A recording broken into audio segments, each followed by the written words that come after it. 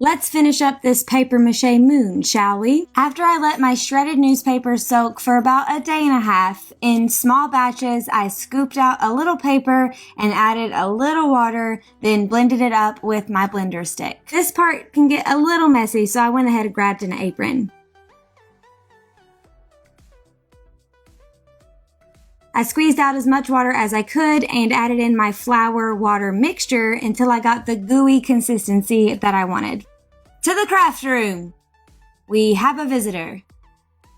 Now it's time to spread out the paper mache clay all over the moon. At first I was being intentional with the coverage, but after a little while I realized gappy would be fine. Once it's all painted, it wouldn't be noticeable anyway. Look at my little helper. She's so good at helping me push down all of this paper mache clay.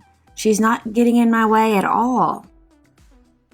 You can see where I started to let it be a little bit more gappy, but I think it looks perfect and gives it a good moony texture. It dried overnight and then was ready to paint. Unfortunately, all I had was this tiny baby paintbrush, so painting took much longer than it should have. I covered the entire moon in a light gray color, getting it prepared for someone in my church who is much more artistic than I am to go in with more paint to give it shadows and highlights. I think all the texture and dimension that's already there should make the detail painting pretty simple. There's a few spots on the moon that didn't get covered well with the paper mache clay, but at this point I don't think it's going to be noticeable when it's hanging from the ceiling. I'm super happy with how it turned out. One could even say I'm over the moon about it. I think it's going to look so neat hanging at Vacation Bible School this year. I will be sure to grab some photos so you guys can see how it looks in its natural habitat once the entire church is decorated for space-themed VBS.